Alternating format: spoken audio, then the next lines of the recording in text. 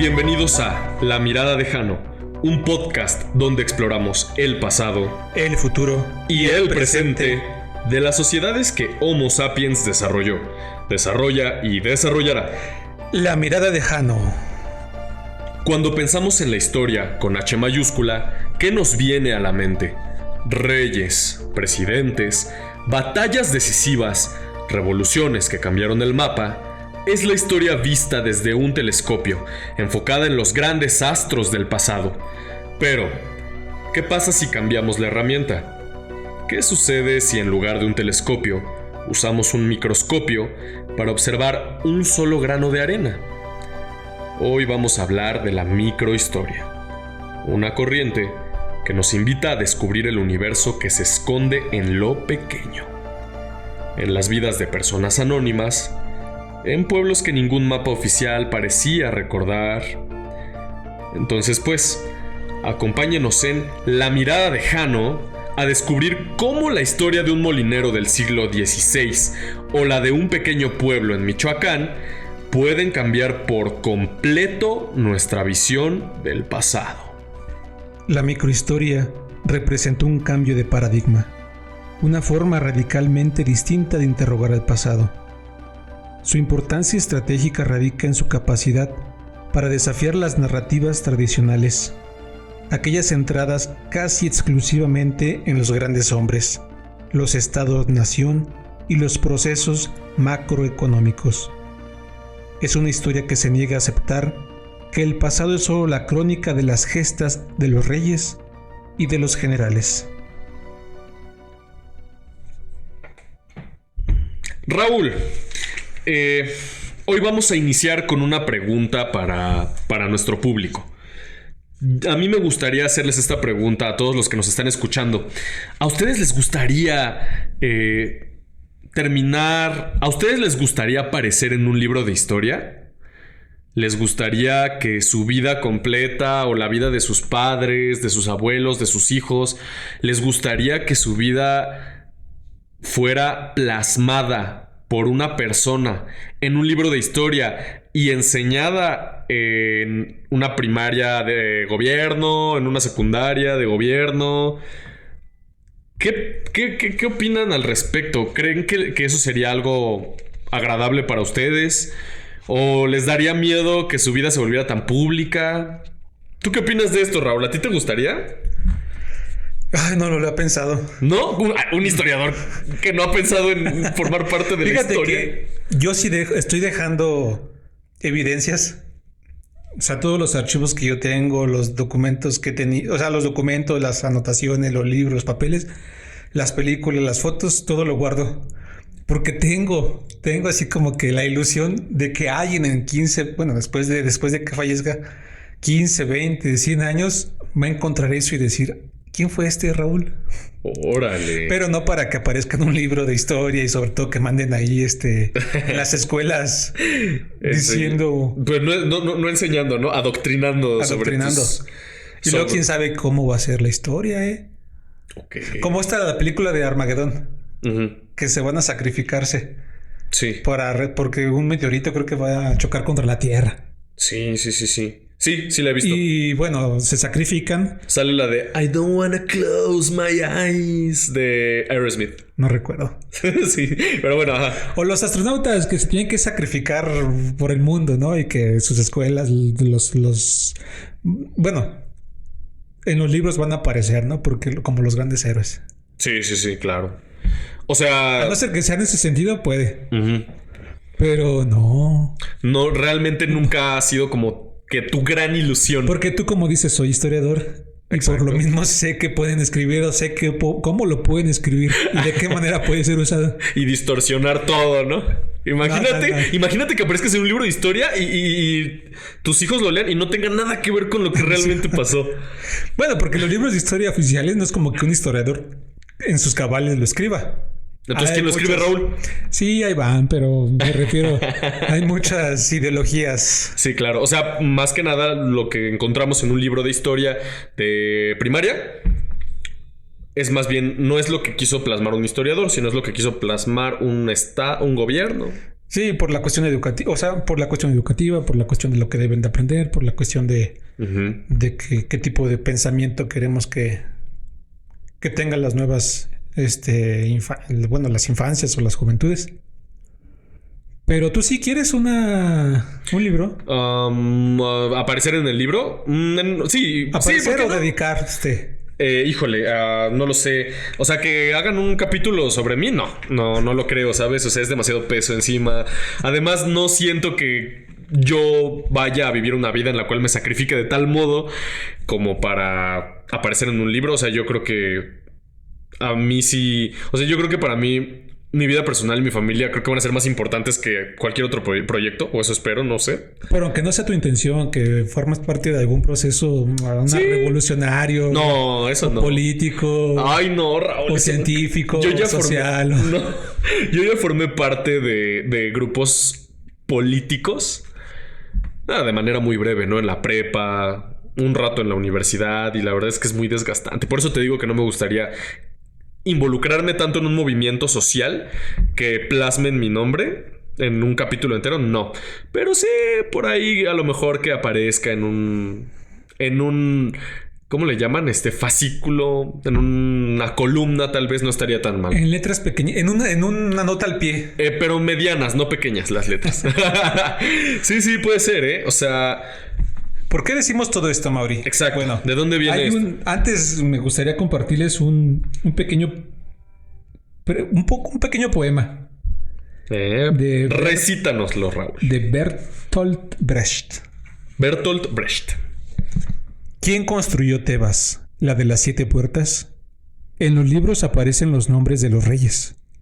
¿Arrastraron los reyes los bloques de piedra? ¿Y Babilonia destruida tantas veces, quién la volvió siempre a construir?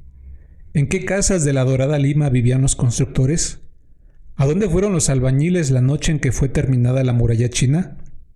La gran Roma está llena de arcos de triunfo. ¿Quién los erigió? ¿Sobre quiénes triunfaron los césares? ¿Es que Bizancio, la tan cantada, solo tenía palacios para sus habitantes? Hasta en la legendaria Atlántida, la noche en que el mar se la tragaba, los que se hundían gritaban llamando a sus esclavos. El joven Alejandro conquistó la India. ¿Él solo? César derrotó a los galos. ¿No llevaba siquiera cocinero? Felipe de España lloró cuando su flota fue hundida. ¿No lloró nadie más? Federico II venció en la Guerra de los 7 años. ¿Quién venció además de él? Cada página una victoria. ¿Quién cocinó el banquete de la victoria? Cada 10 años un gran hombre. ¿Quién pagó los gastos? Tantas historias, tantas preguntas. Ay, Raúl. Es el prefacio que Carlo Ginzburg abre en una de sus obras más famosas que a continuación vamos a mencionar. Pero, Amaury, ¿la historia es de los grandes nada más? Ay, fíjate que este tema es muy filosófico. Yo no tenía idea que esto tenía nombre y apellido. La microhistoria, yo no tenía idea. Sin embargo, es evidente para todos nosotros, y ya lo hemos hablado en varios capítulos, que todos los descubrimientos, todas las grandes hazañas no fueron hechas por una sola persona. Sin embargo, a nosotros nos enseñan las vidas únicamente de aquellos que resaltaron o que los gobiernos quieren que resalten, pero no nos hablan de todos los demás que estuvieron involucrados. Que usualmente, cuando un proyecto es muy grande, un imperio, un descubrimiento enorme o alguna hazaña enorme, como cuando el ser humano fue a la luna, realmente siempre hay demasiadas personas involucradas. Y a mí me parece que obviamente la vida no nos daría para leer la historia de cada una de estas personas. Sin embargo, creo que sí es sumamente importante ser conscientes de lo que habla este poema que acabas de leer. De que en todo acontecimiento importante hubieron muchos ojos y hubieron muchos cerebros viviendo, experimentando lo que estaba pasando, ¿no? Me parece a mí sumamente importante esa conciencia, y no solamente esa conciencia, también algo de lo que vamos a hablar en este capítulo, que queden registros. que queden registros, justamente como lo que estás mencionando. Que es más complicado. Pero, o sea, si tenemos en cuenta aquí en la historia de México, la Revolución Mexicana, la independencia, la independencia, ¿quiénes son los que siempre se menciona? No, pues Los líderes, Miguel ¿no? Hidalgo, Morelos, Iturbide, Guerrero. Guerrero, Uh-huh. o el ejército realista con este,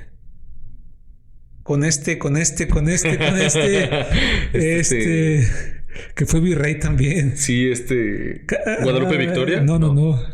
Bueno. Ok. Pero poco se menciona a quienes hubo detrás. Eso sí, cuando pasan cosas malas, que la turba que rodeó la lóndiga de Granaditas y mató a todos los españoles y que estaban ahí adentro, ahí sí fue el pueblo. Sí, claro. Pero obviamente estos no lo pudieron hacer solos. O incluso la revolución, o sea, todos los ejércitos, los que estaban detrás de Pancho Villa, de Zapata, de Venustiano Carranza. ¿Y ellos qué? Exacto. ¿Cuáles eran sus motivaciones? ¿Qué tenían en ese momento? ¿Qué los movió a actuar de cierta manera? O sea, porque a veces cuando hablamos de las masas, como que damos por hecho que la masa es un ente que nada más... por sí solo piensa, ¿no? Y se mueve. Y se mueve solito. Y como si fuera un rebaño, ¿no? Pero no, todos los seres humanos tenemos nuestra complejidad, ¿no? Y muchas veces hay razones más complejas de lo que pensaríamos en el comportamiento de las personas, de las masas, ¿no? De cada uno de los individuos que actuó dentro de este tipo de situaciones, ¿no? A mí me gustaría saber, Raúl, y también le pregunto allá a la gente en la audiencia, ¿ustedes alguna vez han podido leer algún diario de algún familiar del pasado? ¿Han podido leer algo que haya dejado su abuelo, su bisabuelo, su bisabuela? ¿Algún elemento escrito que hable de lo que pensó en su época, lo que vivió en su época? Me da curiosidad, Raúl, ¿tú has tenido esa oportunidad? No. ¿Por qué? ¿Por qué crees que tus abuelos no dejaron nada escrito de qué pensaban? ¿O tus bisabuelos? Bueno, esa es la cuestión. ¿Solamente se vale lo escrito como historia? A ver, tú dinos qué opinas al respecto. No, bueno, de manera escrita no. Yo aquí voy a poner uno de mis pecados, que comencé a hacer el proyecto del árbol genealógico de mi familia y hasta la fecha no lo he terminado. Pero me puse a investigar archivos y ahí descubrí que se casó, luego se separó y que hubo tantos hijos. Hubo chanchullo, entonces... Pero algo escrito, ¿no? O sea, es lo que ves a través de un archivo, de un censo, de un acta bautismal, de ese tipo de información. Y aparte está la tradición oral, lo que te cuentan tus padres, lo que te cuentan tus abuelos sobre su vida o sus antepasados. Y es lo que nos llega a la mayoría de todos. No sé si tú has tenido la oportunidad o las fotografías también te dicen mucho, si tienes contexto. Y si no, pues también ahí tú le metes un poco de imaginación. Bueno, ahí antes de contestarte, me da curiosidad. Bueno, como todos en el público habrán podido analizar, o bueno, habrán podido observar, cuando nos referimos a la microhistoria, estamos hablando de la historia que se construye a partir de los registros que dejan no únicamente los personajes grandes o las grandes figuras que todos conocemos, no, también de todas las demás personas que vivieron en esos contextos y dejaron registro de que estuvieron ahí, o también dejaron registro de qué es lo que vivían de manera más personal o lo que pensaban. En general, sus hazañas, ¿no? Y sus ideas. ¿Estoy en lo correcto, Raúl? Sí, de hecho los archivos más importantes aquí en México, yo diría que son los de las parroquias. Pensando, 2-3 siglos atrás. Pensando pues de que antes era la iglesia la única que llevaba un registro. Y en este caso de la gente. ¿Por qué? De la gente común. ¿Por qué la iglesia sí llevaba un registro, un orden, clasificaba? Y no había otro ente, otra entidad. ¿Por qué las personas no no lo hacían por su cuenta? Me da curiosidad. Bueno, acá la iglesia por la cuestión de los bautismos, de los matrimonios, de que quién se murió, de que quiénes fueron los padres. El Estado, pues, todavía no se hacía cargo de eso hasta aquí en México, hasta con Benito Juárez, con las reformas. Y los censos posteriormente. Pero hasta la fecha, si tú quieres averiguar, por ejemplo, tu familia, de dónde viene, pues a lo primero que vas, y pensando pues en la población católica, o sea, de que en su momento pues era la mayoría, vas a la parroquia donde fue bautizada y ahí ves tal nombre. Y ves al papá o a la mamá. Y luego te vas con el papá y la mamá de dónde fue bautizado. Y si hubo migración, pues puedes ir a recorrer por todo el país. Incluso en el extranjero hay archivos. Pero aquí en México, pues, lo documental es eso. Que además siento que en México no tenemos una tradición tan fuerte de guardar como estos registros como en otros países, ¿no? Siento que... Bueno, no siento. Yo tengo la percepción de que en Europa son mucho más incisivos en conservar este tipo de información y además son como más... Le dan mucha más importancia a saber quién fue mi bisabuelo, mi tatarabuelo, de qué linaje vengo, ¿no? De qué apellidos vengo. Como que le dan un poco más de importancia que aquí nosotros en México, ¿no? En ese sentido, sí. Y aparte hay una larga tradición escrita en Europa, ¿no? Desde el Imperio Romano, los griegos, que pues no solamente pues en la cuestión religiosa, son también los gobiernos. Incluso aquí en México pues tenemos los archivos municipales o notariales, que la compra de tierras, que la venta, que de a quién le pertenece este territorio, o procesos inquisitoriales. ¿Esos cuáles son, Raúl? Esos me dan miedo. Tú, Amaury, dijiste algo que no tiene sentido. Aposataste. ¿Por qué, Raúl? Y por lo tanto se te va a investigar. Y ya llevo. ¿Quién es Amaury? ¿Qué es lo que dice? ¿De dónde viene? Entonces, todos esos archivos que hasta la fecha de igual se han mantenido, a lo mejor más en Europa, pero también aquí en México, pues es prueba de ello.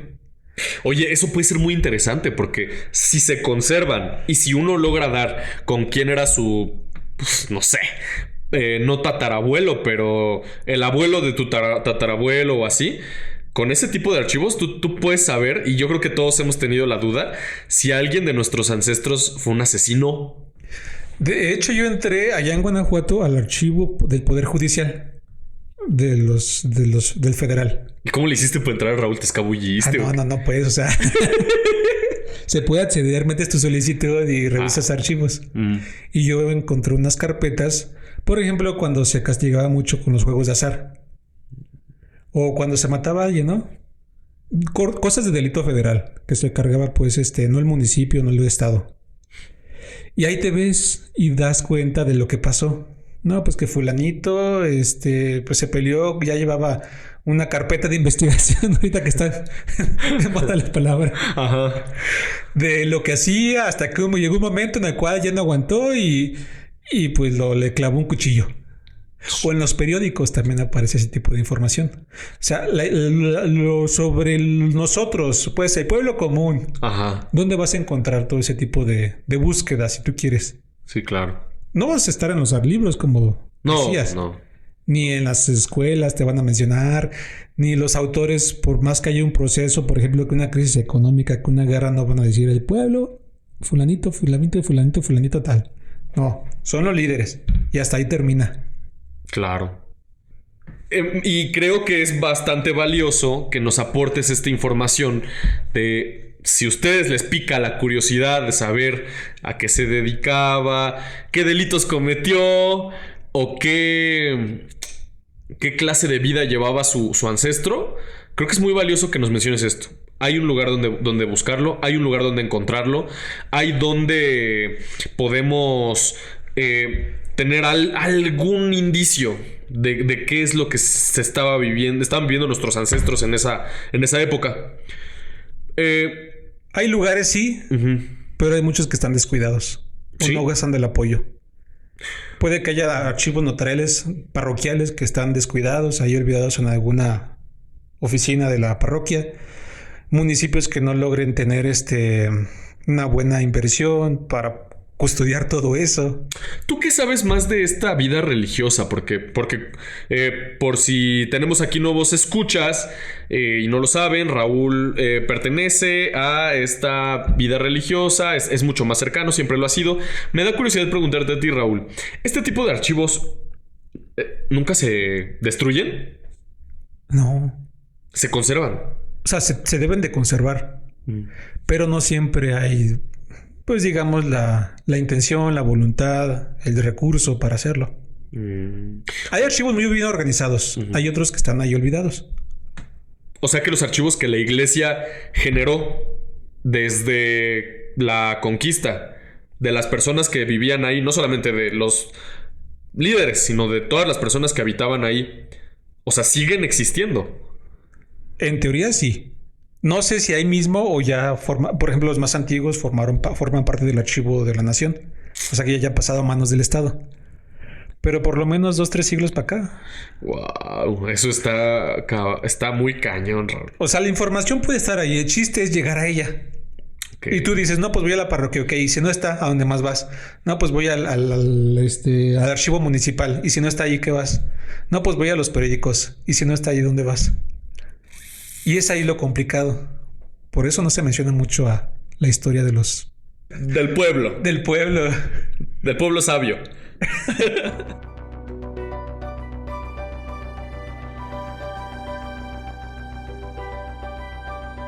Y para entender la primera de estas corrientes, la que le dio fama mundial al movimiento, tenemos que viajar a la Italia del Renacimiento, a un pequeño pueblo y a la mente de un hombre inusual.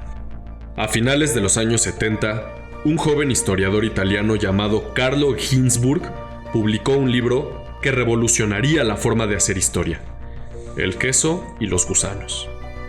Esta obra se convirtió en el caso paradigmático de la microhistoria, demostrando cómo la vida de un individuo aparentemente marginal podía iluminar toda una cultura, revelando un universo de creencias que se creía perdido. El queso y los gusanos, ¿a qué te suena, Mauri, eso? El queso y los gusanos. Cuando me suena... ¿Viste el guión? Sí. Dijiste el queso y los gusanos. Fíjate, es que eso me suena como... Hay un libro que se llama ¿Quién se llevó mi queso? ¿No? Sí, y creo que es como... No sé si es como una onda de la ley de la atracción, o creo que es como cómo influir en la gente, o algo del cómo ganar dinero. ¿No? Eso no lo he leído. No, yo tampoco, la verdad. Pero sí suena a eso, a esa referencia. Sí, suena como a ese libro, de hecho. ¿Pero tiene algo que ver? No. Ah, ok, bueno. Muy, muy distinto. Ok. Mira, así va. Bueno, es un libro que un historiador, ya decías, hizo sobre este hombre. Y cito: yo he dicho que por lo que yo pienso y creo, todo era un caos. Es decir, tierra, aire, agua y fuego juntos. Y aquel volumen poco a poco formó una masa, como se hace el queso con la leche, y en él nacen gusanos, y estos fueron los ángeles.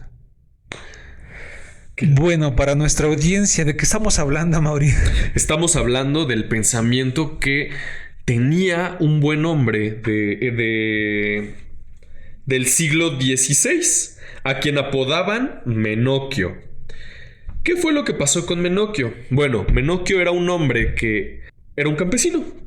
El buen Menocchio... molinero. Era molinero, exacto. Molinero, sí. Era molinero. Y Menocchio, al ser molinero, estaba muy cercano a esta vida rústica, donde tú, pues, ordeñas vacas, pastoreas y también elaboras quesos. Y Menocchio creó su propia cosmogonía dentro de su cabeza, que yo creo que todos los seres humanos creamos nuestra propia cosmogonía, aunque seamos religiosos, acérrimos, pues quieras o no, tú vas a tener una interpretación de lo que estás aprendiendo en la iglesia o en quien sea que te dé la información de tu religión, quien sea que predique. Tú vas a interpretarlo de alguna manera, ¿no? Y pues Menocchio, dentro de su cosmogonía, él creía que Dios había creado todo así como los campesinos creaban el queso. Y que de este queso cósmico surgieron los ángeles como los gusanos surgían del queso. Por generación espontánea. Sí. Todavía no había estas cuestiones de... Sí, y lamentablemente por este tipo de interpretaciones tan creativas, pues obviamente en el siglo XVI la iglesia pues tenía este tipo de prácticas en el cual eran mucho más cerrados, y pues lamentablemente el buen Menocchio pues fue víctima de la Inquisición por creer eso. Fue a juicio, se salvó. Se salvó. Sí, se salvó. Genuinamente la iglesia, a pesar de lo duros que eran y de la situación como ustedes saben que era lo de la Santa Inquisición, aún así comprendieron que tuviera un pensamiento diferente. Supongo que ellos no es que lo comprendieran, sino que a lo mejor entendieron que este buen hombre estaba algo confundido, todavía le dieron oportunidad de que se retractara. Se retractó. De hecho, sí se retractó. Bueno, sí, ¿no? Sí, fue un segundo proceso y ahí sí lo ejecutaron. Sí, ahí sí ya no hubo vuelta atrás para el buen Menocchio. Se le dieron la oportunidad. Sí. Pero ¿por qué? ¿Qué fue lo que pasó con Menocchio? O sea... ¿Por qué? O sea, a ver, estuvo encarcelado por la Santa Inquisición. Y él, este buen hombre, pues se retractó y lo liberaron. Pero posteriormente él siguió hablando con la gente. Porque ¿qué pasaba con Menocchio? Era una de esas personas que le gustaba hablar con medio mundo, le gustaba dar su opinión, le gustaba escuchar la opinión de las personas, pero le gustaba mucho ponerse a debatir con la gente. Un poquito, yo creo que como Sócrates, ¿no? Me suena un poco. Bueno, no sé, a mí me sonó un poco así. Pero el problema es que era demasiado ruidoso. O sea, las cosas que decía alteraban a la gente. Y a mucha gente en esa época pues no le gustaba escuchar ese tipo de cosas. No estaban listos tal vez. Y el problema es que no entendió Menocchio que se estaba poniendo en peligro. Lo volvieron a capturar y lo ejecutaron esta segunda ocasión. Y entonces este libro está dedicado a él, ¿no? Sí, bueno, Menocchio hace una crítica, por ejemplo, a la iglesia, a la jerarquía, habla sobre el Dios, sobre la religión. ¿Qué pensaba Menocchio? Sobre los sacramentos, por ejemplo, mira, dice, y me parece que nuestra ley, el Papa, los cardenales, los obispos son tan grandes y ricos que todo es de la iglesia y los curas. Y oprimen a los pobres, los cuales si tienen 2 campos alquilados son de la iglesia, de tal obispo, de tal cardenal. Pero también decía sobre Dios, el aire es Dios, la tierra es nuestra madre. ¿Quién se imagina que es Dios? Dios no es más que un hálito y todo lo que el hombre puede imaginarse. Entonces, aquí la cuestión, y hablando ya de microhistoria y la propuesta que hizo Carlo Ginzburg, es de que lo que decíamos, la gran historia o la historia de los grandes, pues de los militares, del ejército, de los políticos, de lo económico, hasta ahí. Y pensamos que todas esas ideas que ellos tienen, que vemos en los libros, el pueblo las sabe, las piensa, las asume así. ¿Y qué nos demuestra esta historia? O sea, más allá de considero o no, o sea, yo digo, pues te decía al principio, no, bueno, y Menocchio, ¿consideras que habrá estado en sus cabales? O ajá. ¿Cómo te lo imaginas? Como para empezar a hablar así, o sea, como intelectual, como con algún problema ahí de social. Yo te mencionaba antes de iniciar el podcast. Yo no creo que Menocchio estuviera loco y tampoco creo que Menocchio fuera... No creo que hubiera sido un intelectual. Yo creo que la cuestión con Menocchio, yo creo que tenía algún grado de autismo y no se daba cuenta que al ser tan... ¿cómo decirlo? Bocón. al no ser tan precavido con las cosas que estaba diciendo, a lo mejor no se daba cuenta que lo que estaba diciendo se veía mal socialmente. Porque a mí me extraña que en una época donde tú sabías que por tus palabras podías terminar torturado o muerto, él siguiera y siguiera y siguiera. Me extraña, ¿no? O sea, porque a lo mejor pudiera haber sido de que ya aprendí, sí voy a seguir diciendo lo que pienso, pero a lo mejor lo escribo en secreto o trato de ser cuidadoso con quién digo las cosas que digo. Pero por lo que se lee, Menocchio era una persona que, o sea, con quien se le pusiera enfrente se quería poner a discutir sus ideas. Porque yo no me lo imagino como Lutero, como alguno de la Reforma Protestante. No. O sea, que vaya por ese lado y que haya querido defender sus ideas. No. No, ¿verdad? ¿Cómo te lo imaginas? Es que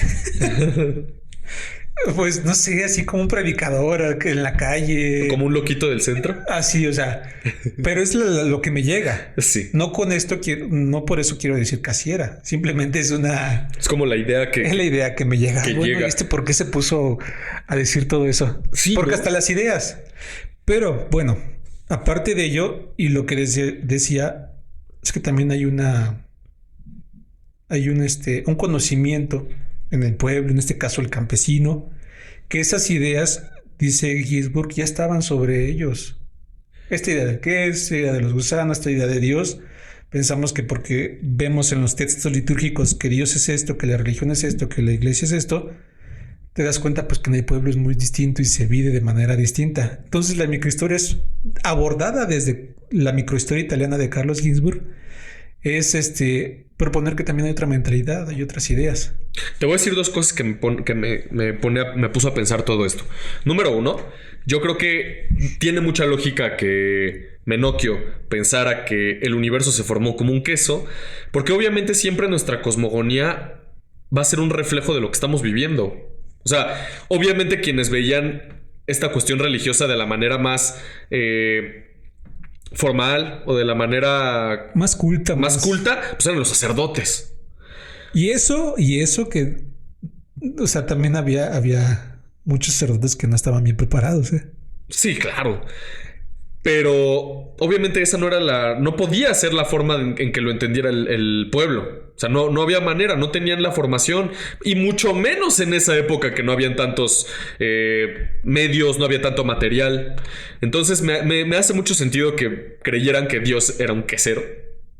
La verdad. Y se me hace muy, muy gracioso, ¿sabes? Porque incluso yo que he estado en un par de carreras universitarias, un par, lo he escuchado de esta gente también, con los bioquímicos. Yo me acuerdo que llegué a escuchar de los profesores: si Dios existe, es bioquímico.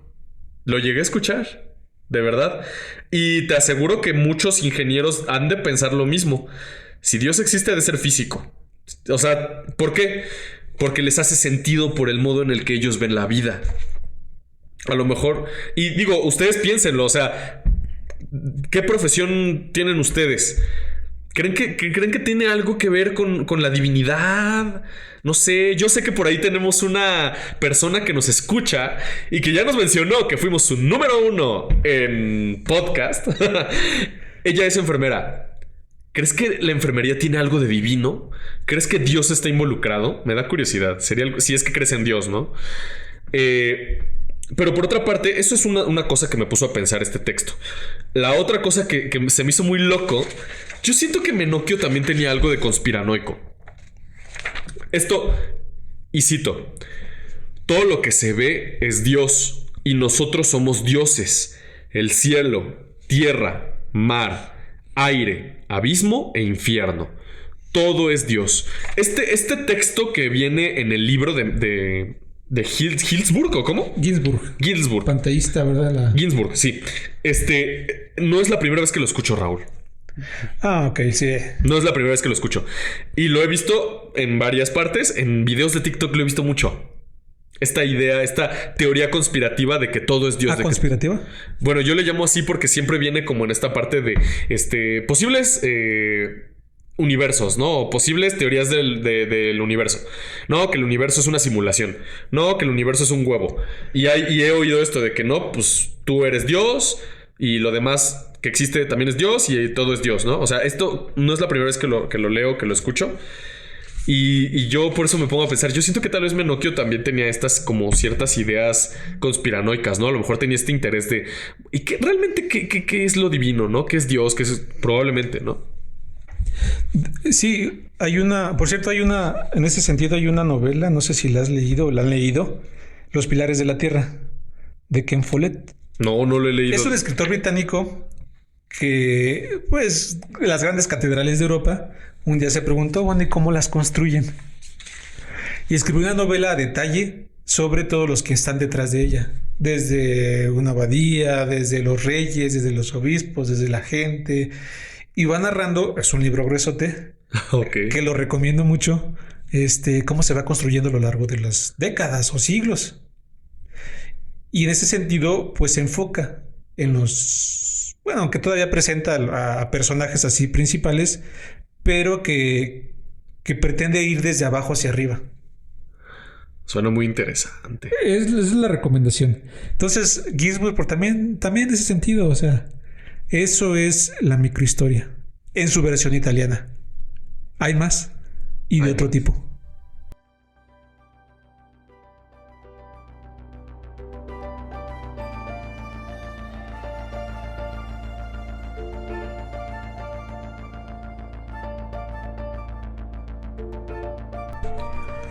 En 1968, en un México convulsionado por el movimiento estudiantil y dominado por una historia oficial, patriótica y centralista, el historiador Luis González y González publicó una obra que de una manera más íntima y personal también cambiaría las reglas del juego.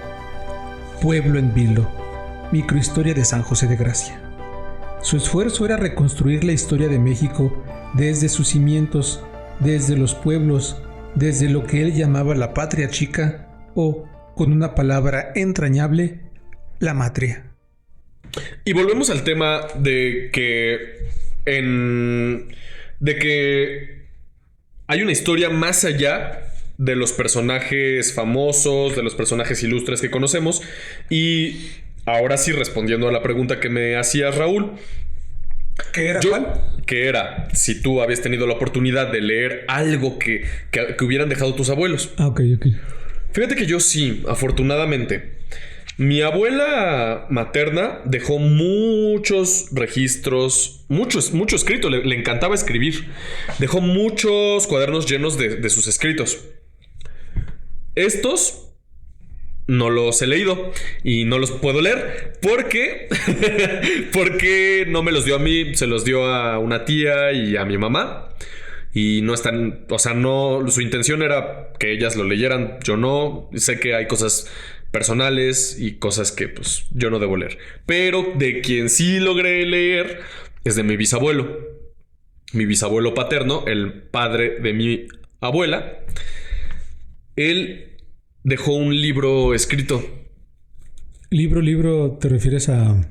Libro. Como un impreso. Impreso. Él dejó un libro impreso escrito.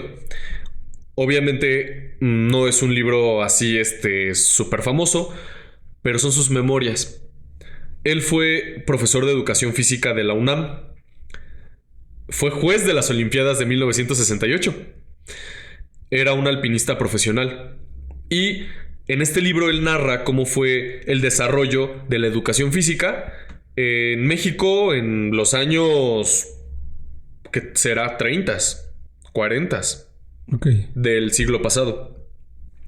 Es muy interesante el poder ver cómo era su carácter, cómo era su convivencia con otras personas, cuáles eran sus ideales. Y creo que algo que me gustó mucho, que disfrutaba su trabajo. Él amaba ser profesor de educación física. Y era una época difícil. No les pagaban muy bien. Él, de hecho, le dio el consejo a sus hijas de no ser profesoras de educación física. Chistosamente, 2 de ellas no hicieron caso. No le hicieron caso. Mi abuela y otra tía. Las otras 5 sí le hicieron caso. Pero fue muy refrescante ver cómo pensaba. Me sentí muy cercano a él, ¿no? Incluso sentí que teníamos cosas en común, a pesar de que él murió mucho antes de que yo naciera. ¿Bisabuelo dijiste? ¿O tatarabuelo? Mi bisabuelo. El padre de mi abuela paterna. ¿No lo conociste entonces? No, murió mucho antes de que yo naciera. Y aparte, pues sí, o sea, él formó parte de toda esta cuestión de desarrollo de la ciudad deportiva, y también en CEU estuvo involucrado en algunas cosas.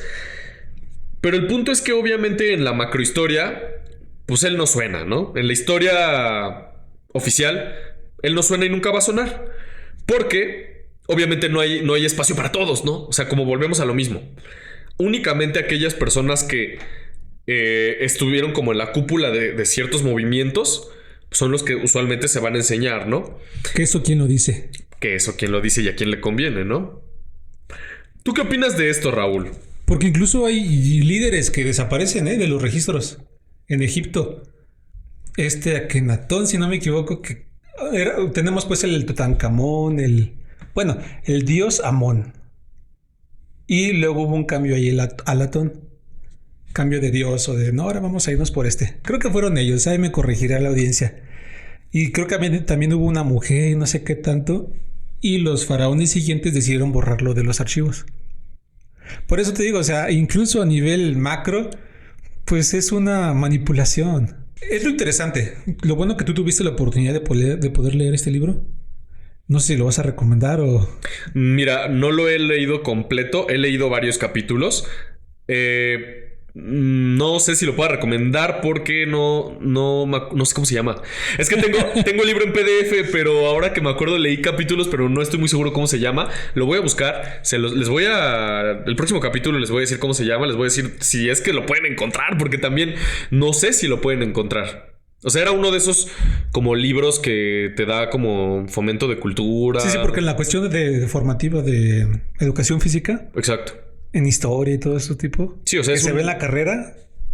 Sí, aparte es como muy de nicho, entonces tendría que ver si es que se pueden conseguir. Pero yo tengo el PDF, ¿no? Igual le rolo el link. Pirateo a mi bisabuelo.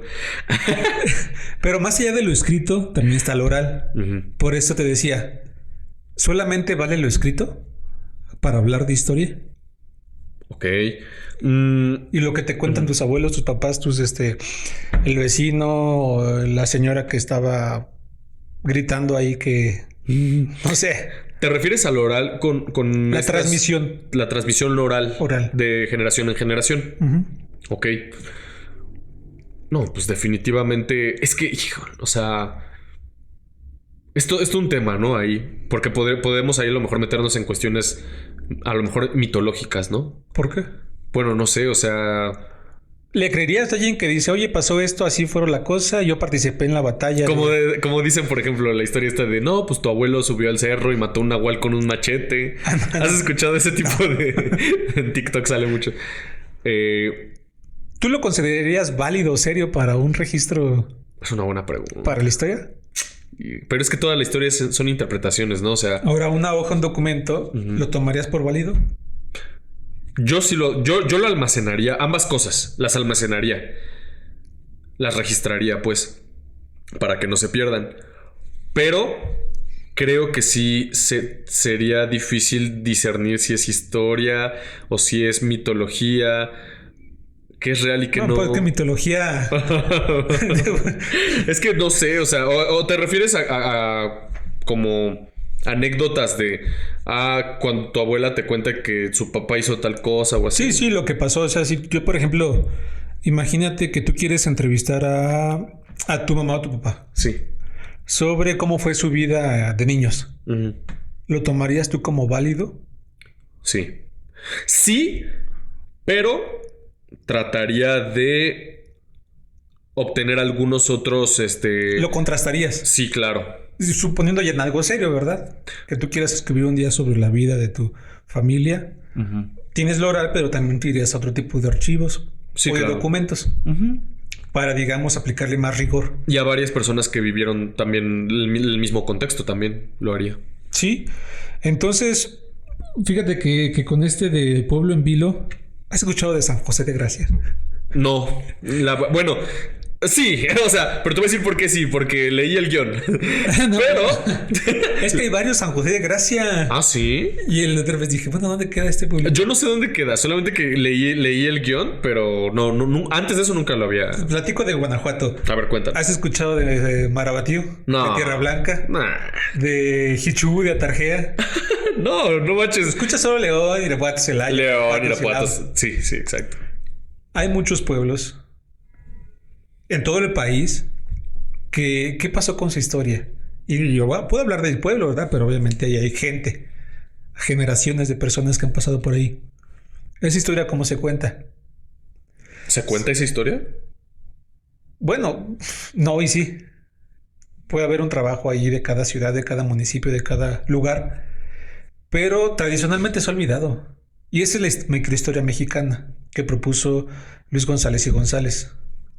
Por ejemplo, él habla desde sus orígenes y cómo el contexto, por ejemplo, de la independencia, de la revolución, hasta la actualidad, pues ahí estaban esos eventos, pero el pueblo como tal tenía sus propios eventos, sus propias circunstancias. Y eso es historia también. Es decir, que también hay gente que quiere narrar, que quiere contar, que quiere decir, pues que también pasa algo. Me estás diciendo entonces que este historiador llamado... ¿Cómo se llama? Luis González y González. Que este historiador llamado Luis González y González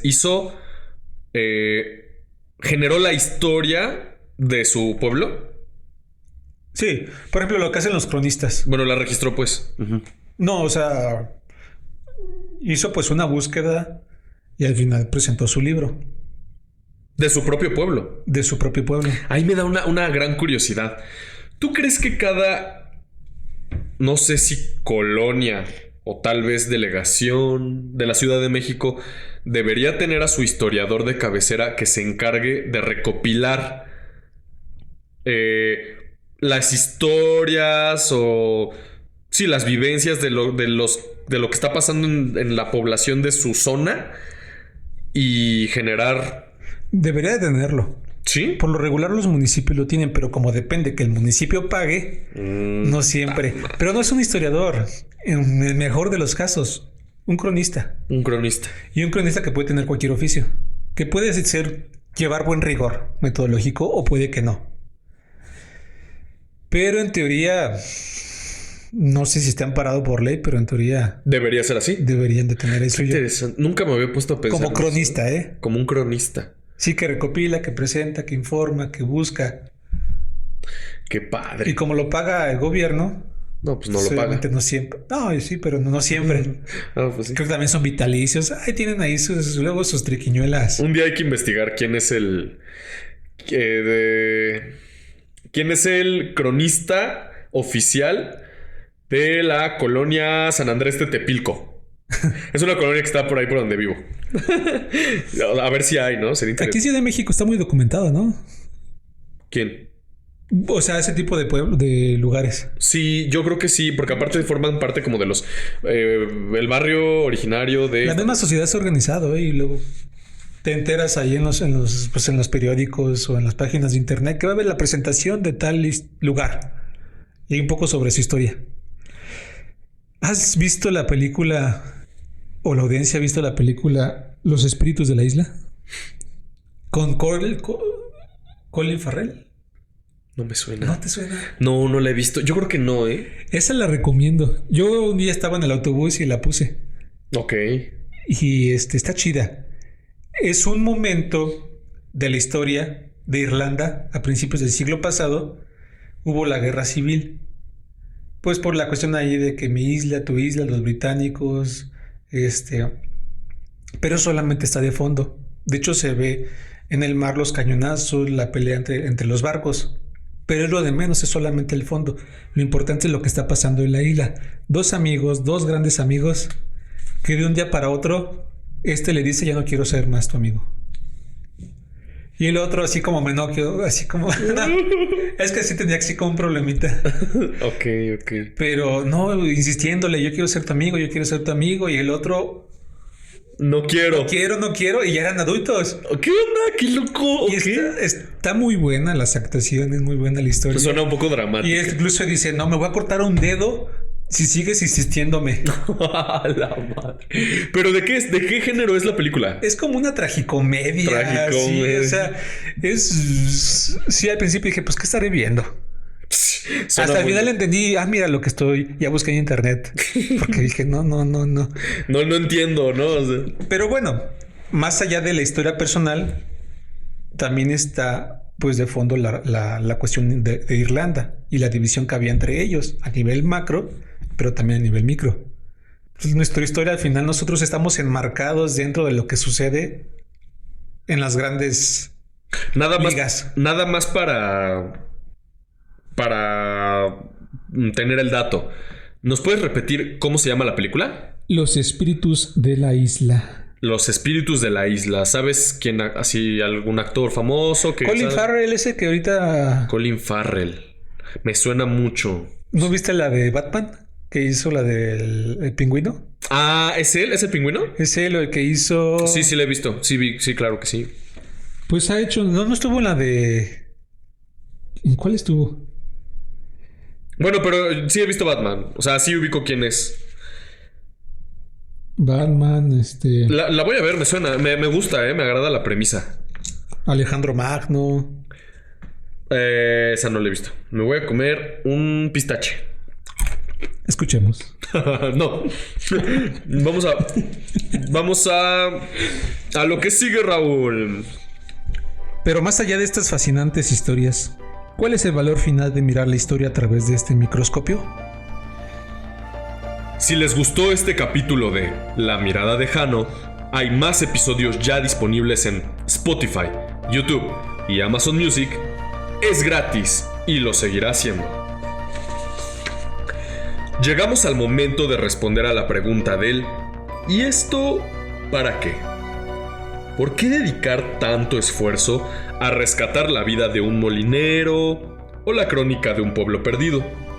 La respuesta es que la microhistoria, al cambiar la escala, cambia nuestra comprensión fundamental del pasado y por ende del presente.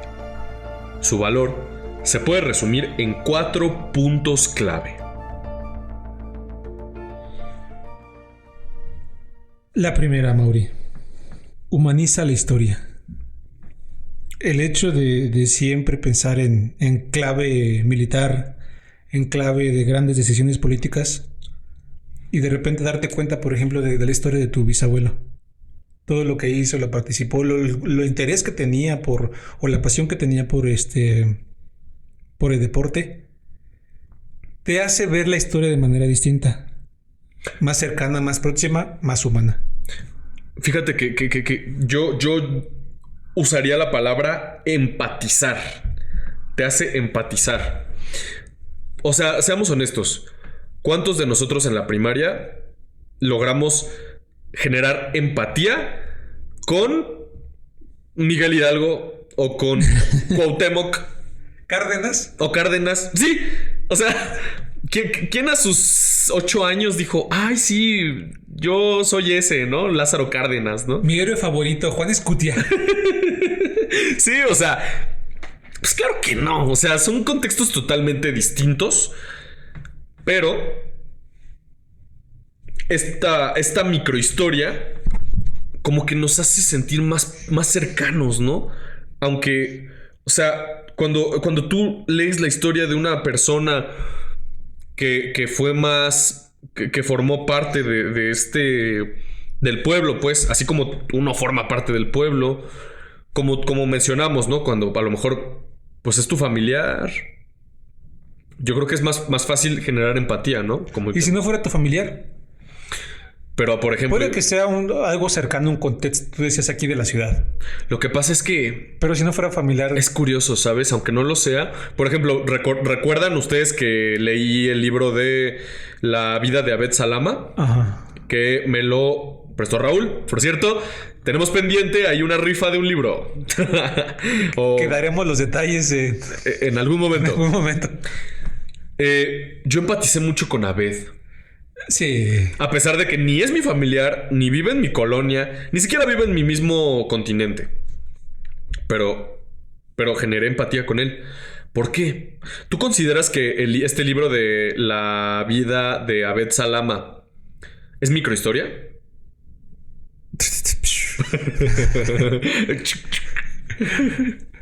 Sí. Bueno, ok. Es un reportaje, ¿no? Que es un periodista. A detalle, ¿eh? Y es microhistoria.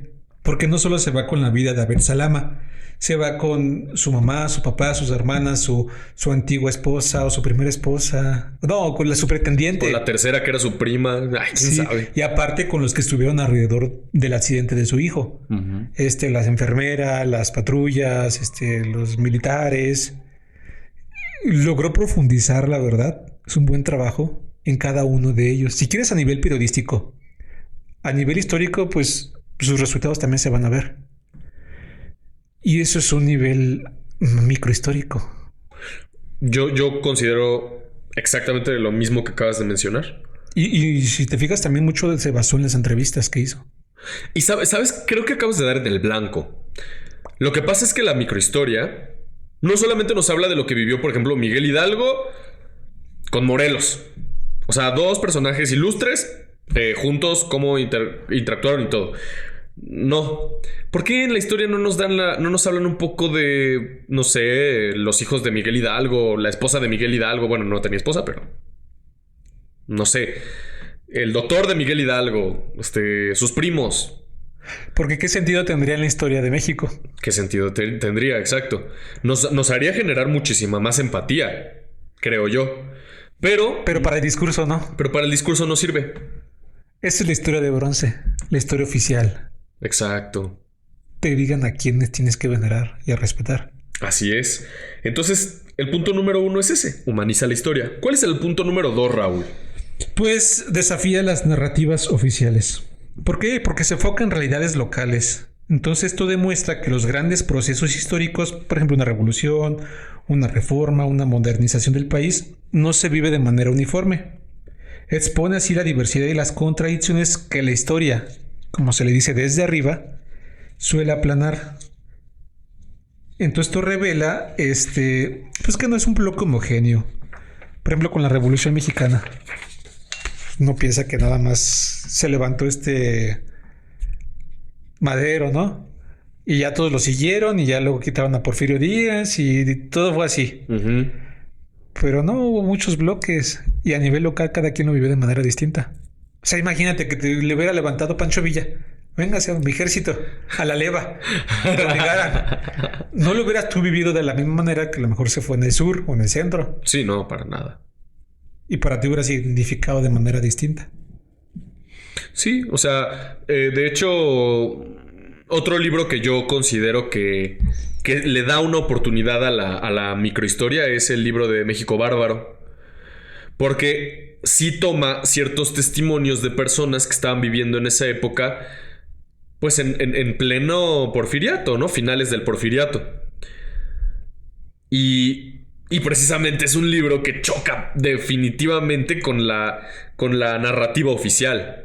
O sea, en México Bárbaro tú entiendes la revolución de una manera diametralmente opuesta o diferente a lo que se enseña oficialmente. Y eso puede ser peligroso. Eso puede ser peligroso porque, como bien sabemos, los héroes los llamados héroes de la patria o los personajes oficiales de la patria, pues, son símbolos. Y creo que si en donde deben de ir los símbolos empezamos a poner a doña Gertrudis, que pues era la esposa de uno que se jaló Pancho Villa, pues entonces distraemos, ¿no?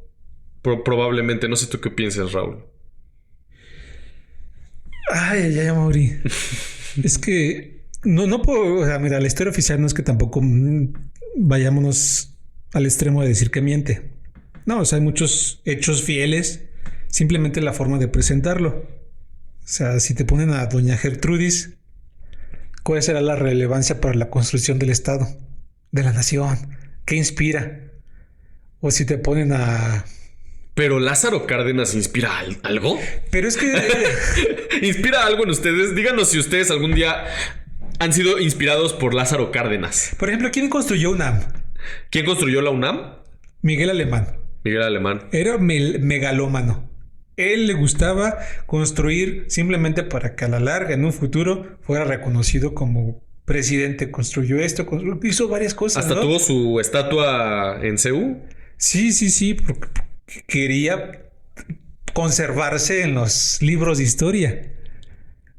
Y bueno, ¿te acuerdas de Lucas Alamán, de este Miguel Alemán? No. Muy poco Bueno, he escuchado su nombre, pero... se escucha. Y además es el partido que después lo considera como relevante. ¿Por qué no mencionamos a Lucas Alamán? ¿Por qué no mencionamos a Miguel Miramón? Que formaron parte del bloque, digamos, conservador. Porque para la historia oficial no le conviene. Y no le conviene no en el sentido de decir, fueron buenos o fueron malos. No, simplemente decir, ser él así y catalogarlo como el villano, pues también lo deja mal. Entonces, Amaury. Pues sí, definitivamente. El chiste es contratar la información. No solo quedarnos con algo. Sí, es importante contrastarla. Es importante, como mencionamos, ¿no? Humanizar a todos estos personajes. Pero contrastarla, porque ahorita están surgiendo muchos amantes del porfiriato. De Don Porfirio, que ahí sí muchos. No se contrasta. Ahí sí ahora resulta que hay que revisar lo que nos han dicho de él y yo sé de quién estás hablando, ¿sí? Raúl. Es Pedrada, ¿verdad? Pedrada para mi Zunzunegui. Sí, Zunzunegui es bien fanático de Porfirio Díaz. Y eso sí se lo critico, porque digo... No, sí, claro, o sea, definitivamente Porfirio Díaz hizo muchas cosas buenas por el país. O sea, eso que ni qué. Pero, pues también, si nos vamos a la microhistoria, pues creo que está un poco dudosa la moral con la que él se dirigió y dirigió el país, ¿no? Un poquito, o sea, sí hubo algo bastante de sufrimiento, ¿no? A nivel individual en el pueblo. Pero, Raúl... Revélense los amantes de Don Porfirio en este podcast. Revélense los fanáticos de Don Porfirio. Punto número 3, Raúl. Bueno, descubre culturas ocultas. Es el caso de Menocchio, que pues saca perspectiva, por ejemplo, la visión del mundo, sus creencias, los saberes populares, que de otro modo permanecerían invisibles. Revela una riqueza cultural que coexistía a menudo en tensión con la cultura de las élites, mostrándonos que el pasado era un lugar mucho más plural de lo que imaginamos. O sea, si no hubiera rescatado, ¿qué seguiríamos pensando de...? Bueno, que todavía lo pensamos, ¿verdad? Uh-huh. ¿Qué seguiríamos pensando, pero en general de las épocas? Esto es sumamente interesante, porque para mí este punto también va como conectado con la cuestión de las subculturas. Porque a lo mejor sí en un libro de historia se toca el tema de México, por ejemplo, México en los años 2000, pues a lo mejor se tocaría el tema de la economía, a lo mejor se tocaría el tema de las protestas que había en los 2000, a lo mejor se tocaría el tema de que Felipe Calderón, que la guerra contra el narco, etcétera, ¿no? Y a lo mejor se tocaría el tema de más o menos cómo pensaba la población en esa época, en teoría, ¿no? Pero ¿qué hay más allá, no? O sea, en los 2000 hubo un boom de subculturas. Coexistían muchas subculturas. Y ya lo hemos mencionado en otros capítulos, ¿no? Que los raperos, que los fresas, que los emos, que los darketos, o sea, había un boom de subculturas en esa época. Y eso también era México. Eso también formaba parte de México. ¿Qué pensaban estas personas? ¿Qué ideas tenían? Y tú te puedes dar cuenta que la sociedad era muy heterogénea, ¿no? O sea, te das cuenta cómo... Si tú platicas con los que eran chavos en los 2000, te das cuenta que... ¿Y ahorita en qué andan? Ahorita andan en sus 40, ¿no? ¿Van a entrar o están entrando a los 40, ¿no? Sí, más o menos, ¿no? Por ahí. Van a entrar a sus 40. Sí. Bueno, unos ya van a la mitad, creo. A unos ya van a la mitad. Entonces, eso también era México. Y como aquí lo menciona, era una cultura aparte. O sea, tenían un conjunto de ideas, un campo semántico de ideas bastante influenciado por otras cosas, que no nada más era que la guerra del narco, que no nada más era A lo mejor la música popular. Pues también la guerra de terrorismo, pues con las Torres Gemelas y la invasión a Irak y todo eso. Sí, sí, sí. Probablemente había mucha influencia norteamericana. Hollywood. Uh-huh. Creo que, por ejemplo, una de las cosas que... Hablando de todo esto que estás ya mencionando, la parte negativa, creo que esta parte contracultural está bastante silenciada. Creo que es importante que la microhistoria la empiece a volver un poco más visible, porque de repente nos saca mucho de onda que existan cosas como, por ejemplo, esto de los incels, por ejemplo. Uno no se da cuenta. En su día a día, tú vas a tu trabajo o tú vas a la escuela o lo que sea, y uno ni se entera.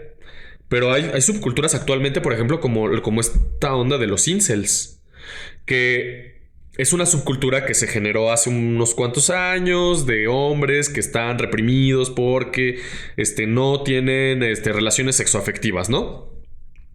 O sea, hombres que están muy reprimidos. ¿Que eso fue asumido o fue impuesto?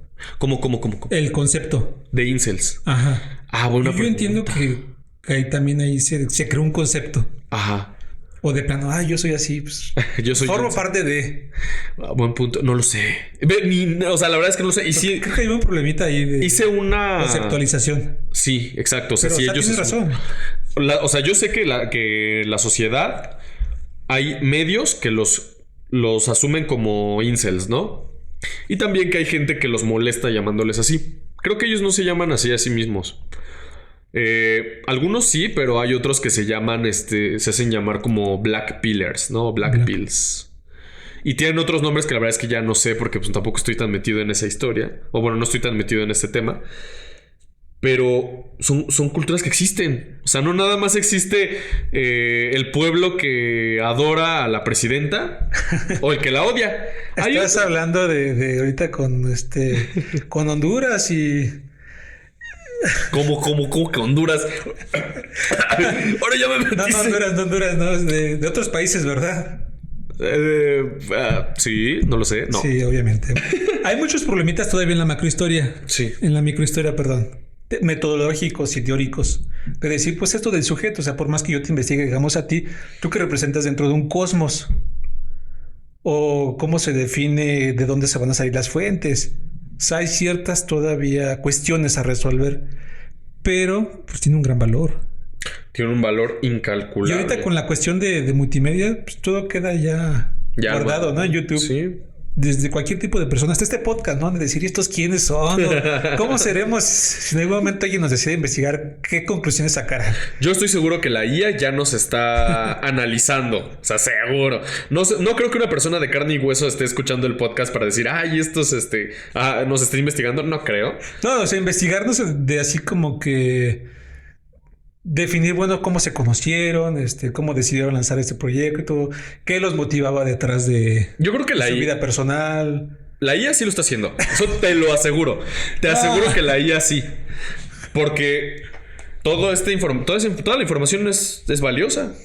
Pero entonces ya se deshumaniza. Sí. Ya no hay ¿cómo va a generar empatía? Pues sí. Pero pues, ¿qué te digo, Raúl? Yo no pongo las reglas. Y Raúl, me voy a comer un pistache sabor pepperoni o no sé qué es. Sal y pepperoni. Está muy rico, ¿eh? ¿Y ¿sí dice pepperoni? No. Dice salt and pepper. Pepper, ¿no? Sí. Pimienta. Y mientras me como mi pistache, dinos el número 4. Qué Raúl. Bueno, conecta lo local con lo global. Demuestra en este caso que el pueblo sin historia nunca está realmente aislado, sino que es el escenario donde las grandes fuerzas globales se negocian y se viven en carne y hueso. ¿Qué significa esto, Raúl? Podemos hablar de grandes procesos. ¿Quieres que hablemos del México actual? No. No, o sea, por ejemplo, el próximo año van a entrar los impuestos, que no son impuestos o que sí son impuestos, y el aumento al salario mínimo. Dos cositas así, digamos, sencillas. ¿Esto cómo repercutirá a nivel local? O sea, la gente La gente al final de cuentas, pues vive y adapta estas ideas, estos conceptos, pero cada quien lo va a vivir de su forma. O cada quien va a encontrar maneras de esquivarlo. Y aquí hablamos, por ejemplo, de un control del Estado, de cómo tú te resistes, de cómo tú te adaptas, de cómo tú lo aceptas. Y podemos sacar muchas cosas, ¿no? De la población. Entonces, todo va unido, tanto lo macro como lo micro. Lo micro se alimenta de lo macro de lo micro. Es un ciclo. No un ciclo, sino no un ciclo en el sentido de pasa por fases, sino... Es como un círculo, ¿no? Un círculo. Un círculo que se retroalimenta.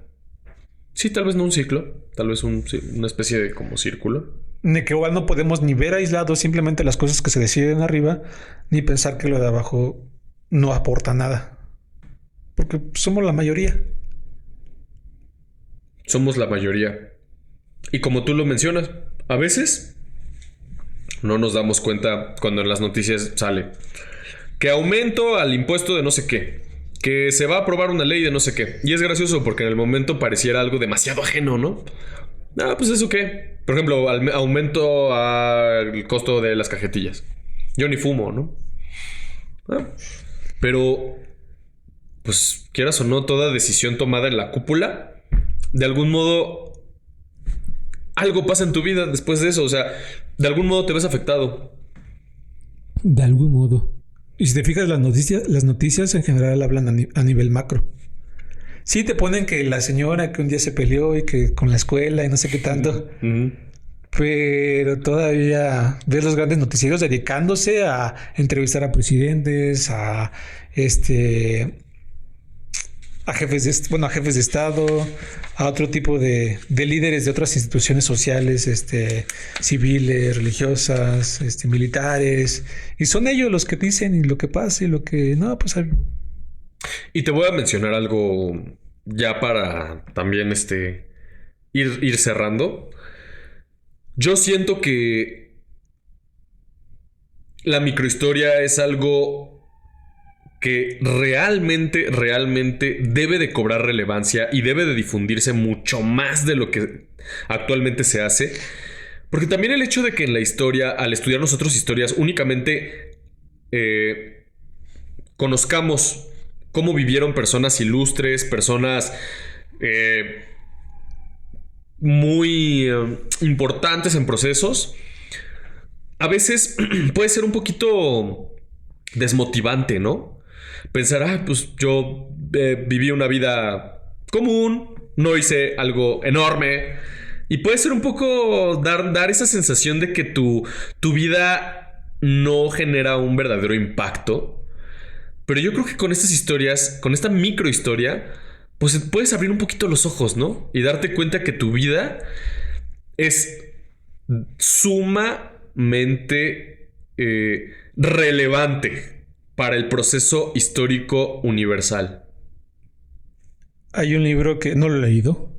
¿Quién le hacía la cena a Adam Smith? Un economista, ¿no? Precursor acá del capitalismo. Sí. Bueno, pues ahorita lo que tú decías de que se piensa que estos grandes personajes, hombres o mujeres, pero bueno, la más ha sido con los hombres, ¿no? Que simplemente le cayó una manzanita y le surgió. Pero ¿quién estaba detrás de ello? Este libro pues está dedicado a una historia de las mujeres y la economía. Pues las mujeres que tienen que aguantar, o los hijos, o sus hermanos, sus padres.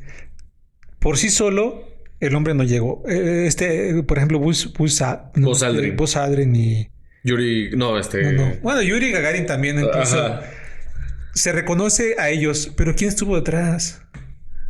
¿Cuántos tuvieron que a lo mejor morir antes de que tuviera éxito? ¿Cuántos tuvieron que apretar ahí botones o calcular para que pudiera llegar hasta donde tenía que llegar? ¿Dónde quedó esa historia? Y te voy a decir algo, a la gente le gustan mucho estas historias. ¿Cómo te puedo afirmar que es así? Porque las series están obsesionadas con sacar spin-offs. Que de Star Wars, el Mandalorian.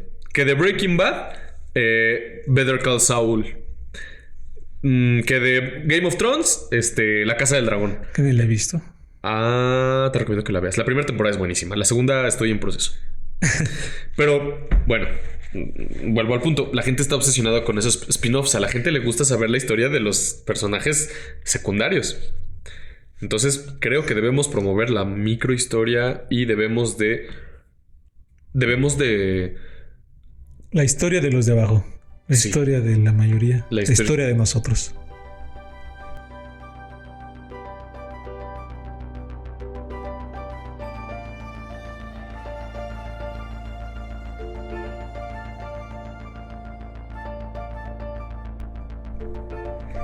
La microhistoria entonces no es simplemente la historia de cosas pequeñas. Es una forma de buscar las respuestas a las preguntas más grandes en los lugares más inesperados. Es aceptar que para entender la galaxia, a veces, hay que empezar por analizar un solo grano de arena. Nos enseña que cada vida, por anónima que parezca, contiene un universo de experiencias, creencias y luchas que merecen ser contadas. Y que la historia, la gran historia, está incompleta sin ellas.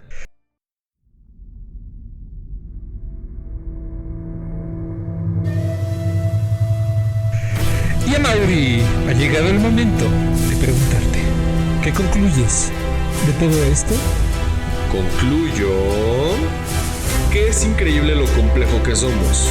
Y si ustedes concluyen lo mismo, no se olviden de dar like y suscribirse. Nos encontramos en YouTube, Spotify y Amazon Music como La Mirada Tejano.